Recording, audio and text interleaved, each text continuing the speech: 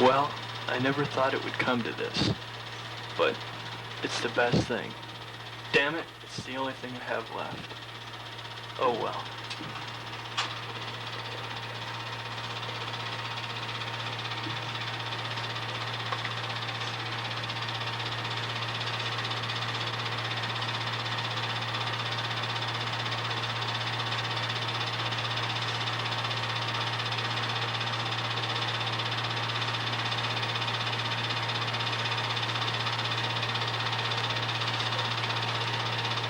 Yes?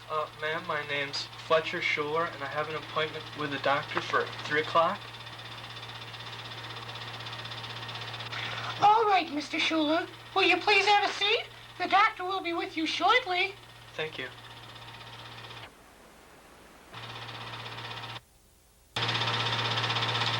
Excuse me, miss. Would you hand me a magazine, please? Will this one do? Never mind. On second thought, I think I'll just sit here and look out the window.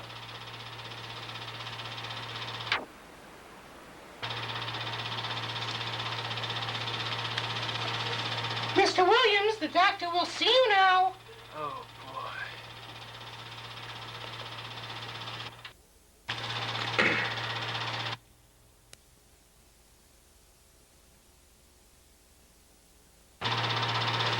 Curry, Commander, World Organization of Interplanetary...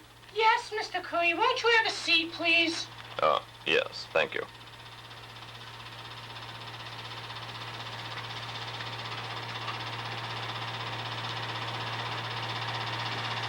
Name's Curry, Commander Curry, Interplanetary Space Patrol, withholder of universal justice, keeper of eternal truth. Pleased to meet you, Commander.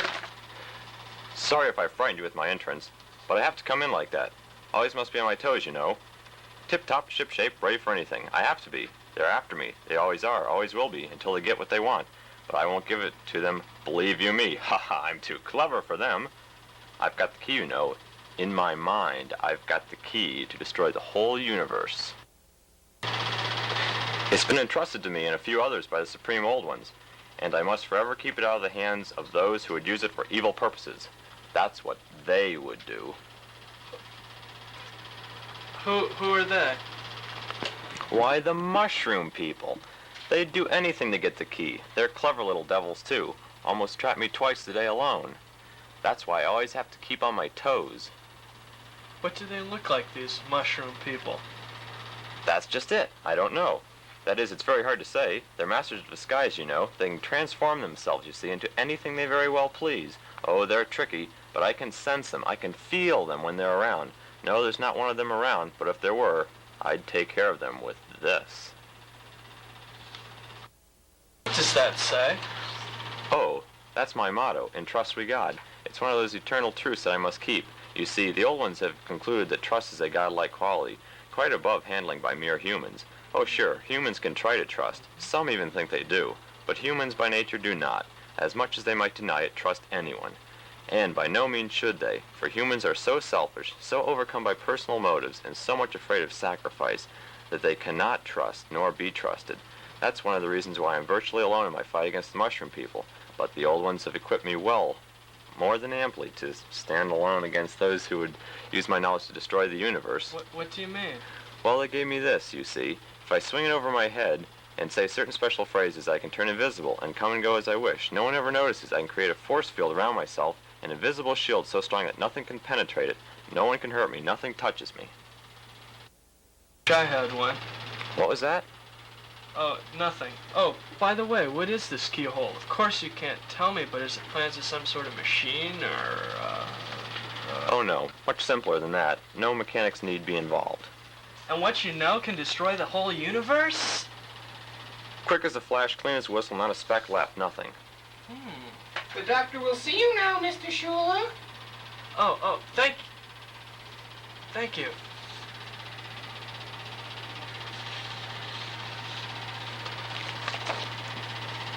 Why are you here, anyway? Top secret meeting with the doctor. He's one of those who have appointed me by the old ones. He helps me fight the mushroom people. And Mr. Schuler, come right in. Hello, Mr. Schuler. Glad to meet you. I, of course, am Dr. Bristol, and one thing that you must always remember is that I am your friend. I'm here to help you. Do not be afraid to tell me anything. Anything, in fact. The more I know about you, the easier it will be for me to aid you. Now, lie down and relax, Mr. Schuler. What seems to be your problem?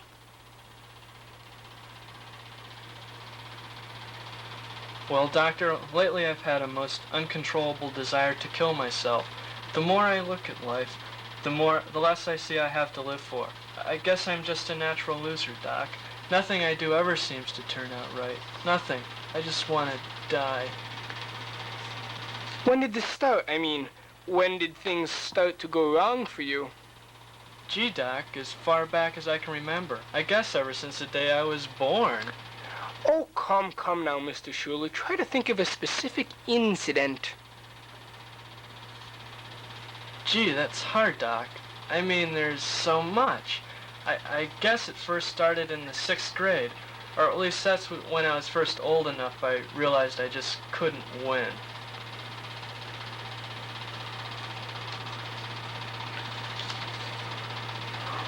In about the 6th grade, when I was starting to take an interest in girls. Of course, they never took an interest in me. Well, you know how it is. Well, anyways, one day a kid in school gave me a book. And that night...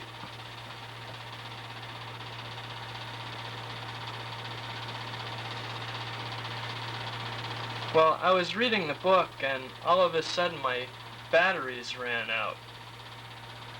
I wasn't to be discouraged, though.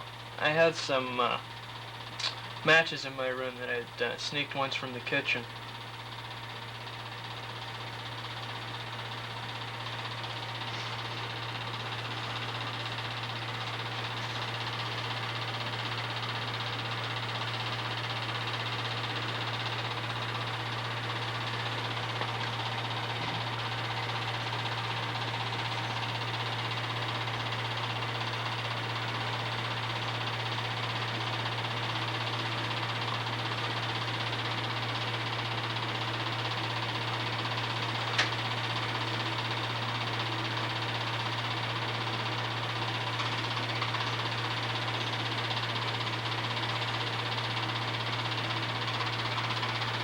Boy, did my parents ever yell at me for that. I had to stay in every day for 2 months. I really didn't mind, since I didn't have any friends to play with anyways. Did you learn much from the book?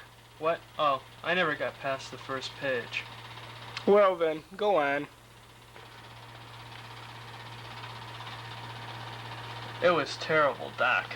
Well, my big problem, you see, Doc, is that no one ever paid any attention to me. And that's really all I've needed, Doctor. Just for someone, anyone, to pay a little attention to me. No one really knows or cares if I exist. As a matter of fact, very few people have ever acknowledged my presence in life. And they all ended up hurting me. Sometimes I feel that everyone is out to get me. Always trying to hurt me. God, I wish I had a slinky. What was that? Oh, nothing, Doctor. Very well. Go on with your story. After high school, I really became frustrated. No one ever paid any attention to me. And I really needed someone, even if...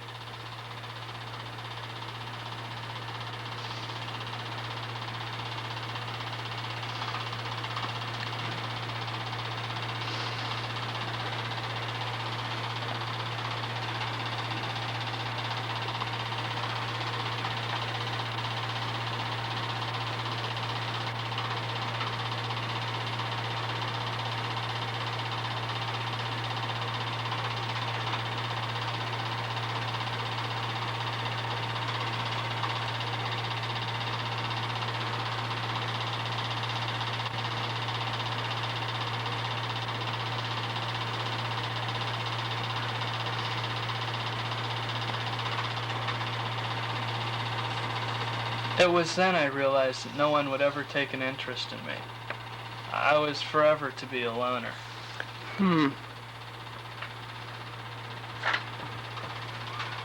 I tried to drown my sorrows in heavy drink, but even that didn't work. Nothing ever works.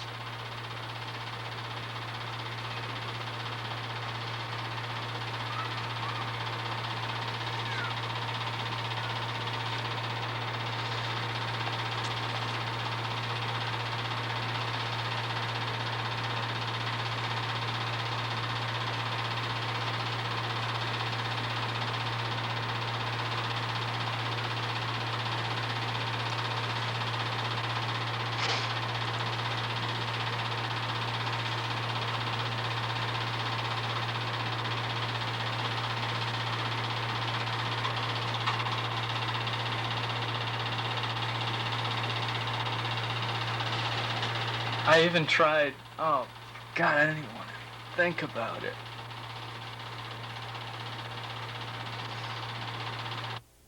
Nothing pleasant ever?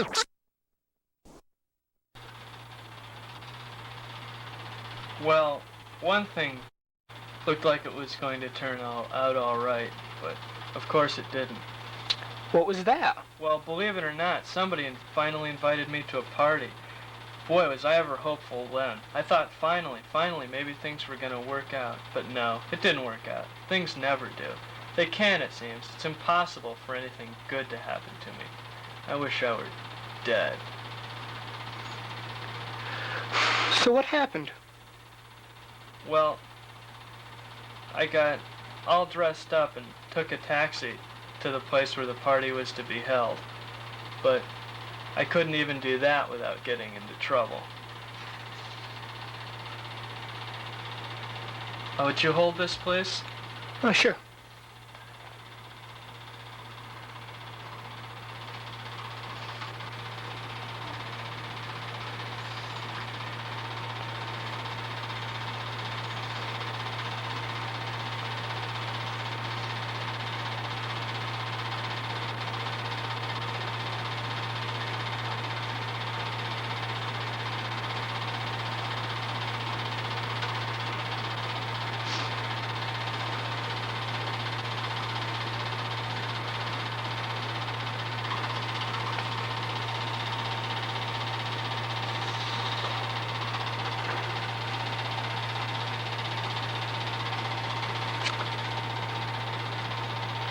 I never even made it to the party.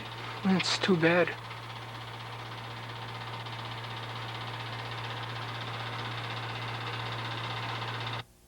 Fourth floor. The window was open. I couldn't help myself. I jumped.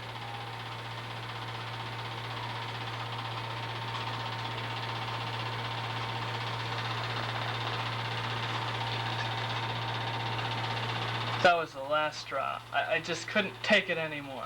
I found nothing at all to live for. I tried to kill myself.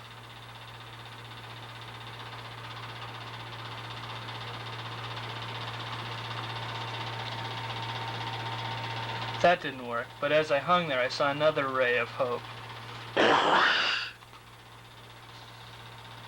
Oh God, it's no use. I can't do anything right.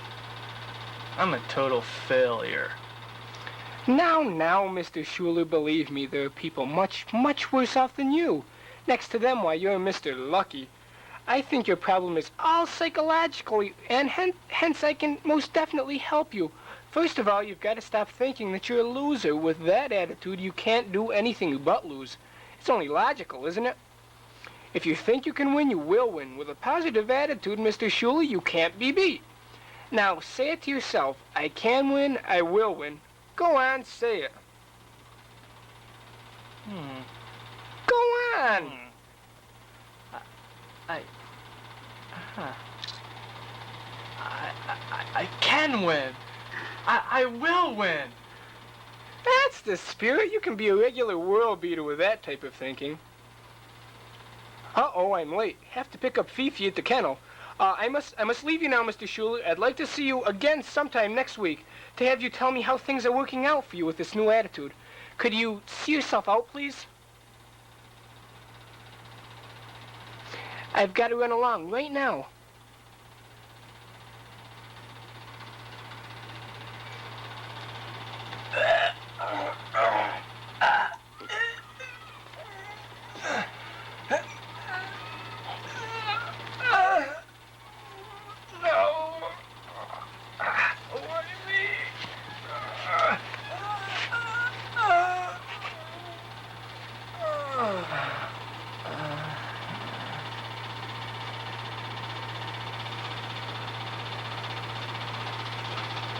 So, you found the key.